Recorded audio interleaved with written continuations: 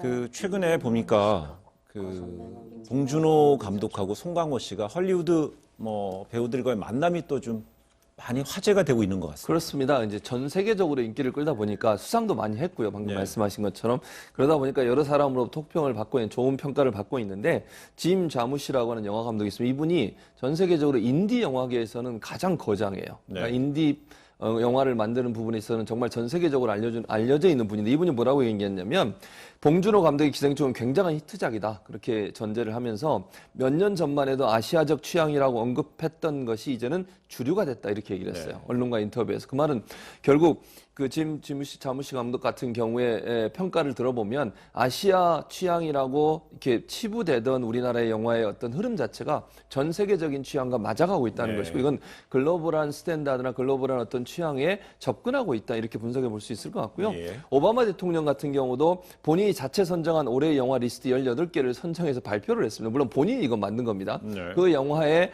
목록 중에 지금 화면에 나오고 있는 것처럼 기생충이 있습니다. 기생충이 있고요. 이 영화와 함께 18편 중에는 뭐 아이리시맨, 그다음에 결혼 이야기, 작은 아씨들, 아틀란틱스 이런 영화들이 네. 포함되어 있는데 이런 오바마 전 대통령의 개인적 취향으로 봐도 기생충이 상당히 긍정적으로 평가됐다. 다른 것보다도 아마도 오바마 대통령이 미국 대통령하면서 지속적으로 추진했던 것 중에 하나가 어떤 그 부의 차별 이런 예. 부분들을 해결하려고 했지 않습니까? 그런 부분들을 기생충이 많이 보여줬기 때문에 오바마 대통령도 감동을 받은 게 아닌가 이렇게 볼 수 있을 것 같습니다. 좀 묵직한 얘기를 하셨고요. 좀 오바마 대통령뿐만 아니라 우리가 아는 뭐 놀라운 헐리우드 배우 있잖아요. 뭐 브래드 피트라든지 레오나르도 디카프리오 같은 사람들이 봉준호 감독이나 송강호 씨한테 가가지고 내가 팬입니다 이렇게 말을 했다는 거예요. 봉준호 감독이 그들의 팬이 아니라 저들이 먼저 와서 지금 저 보시고 계신 사진을 보면은 옆에 오른쪽이 브래드 피트고요. 왼쪽이 송강호 씨인데 네. 브래드 피트가 이렇게 막 허리를 숙여가지고는 정말 반갑게 인사를 하는 장면이 있는데 브래드 피트가 먼저 다가와가지고는 저게 지금 미국 영화연구소 어워즈에 참석했던 그 장면인데 네.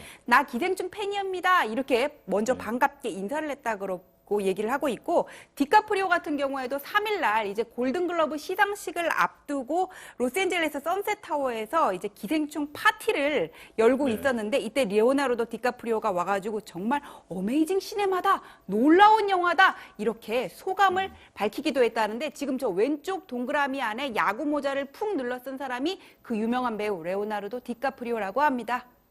이제 사실상 뭐 디카프리오든 뭐 브래드 피트든 거기에 버금가는 게 또 송강호 국내 송강호 배우 송강호 씨니까는요. 뭐 저는 뭐 변은 익을수록 고개를 숙인다고 하듯이요. 누구나 뭐 서로 간에는요. 서로 알아주는 이런 관계가 있는 것 같습니다. 근데 기생충의 골든글로브 수상으로 오는 2월 9일 그 열리는 아카데미 시상식에 대한 기대감도 높아지고 있죠. 이 전 세계를 휩쓸고 있는 기생충 열풍, 이 전문가는 어떻게 분석하고 있는지 직접 들어봤습니다.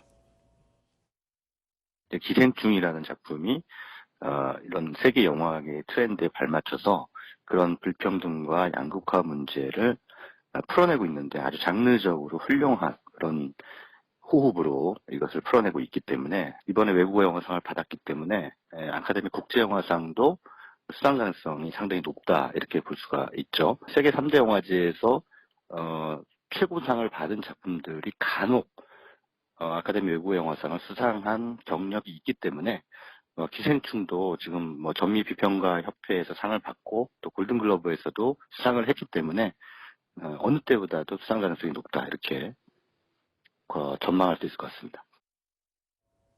네, 기생충의 아카데미 수상을 유력하게 예측하는 전문가들이 좀 많아지고 있는 것 같습니다.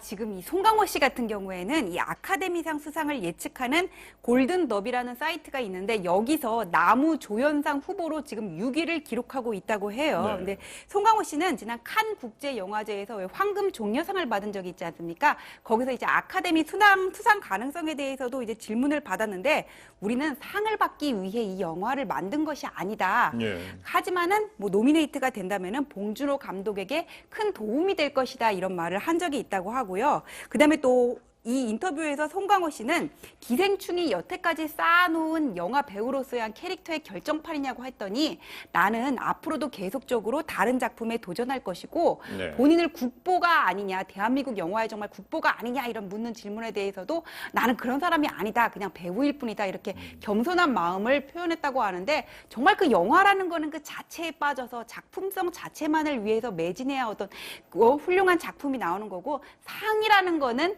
그 작품이 이루어진 후의 결과물이라고 보는 게 맞는 거겠죠. 상을 받기 위해 영화를 만드는 사람은 없을 것 같아요. 근데 앞서 봉준호 감독의 또 발언도 또 눈길을 끄는 것이 있었습니다. 그렇습니다. 봉준호 감독이 미국 매체 벌치라고 하는 매체와 인터뷰를 했는데 인터뷰 중에 그런 얘기가 있었어요. 지난 10월에 있었던 일입니다. 이게 네. 최근에 있었던 일은 아니고요.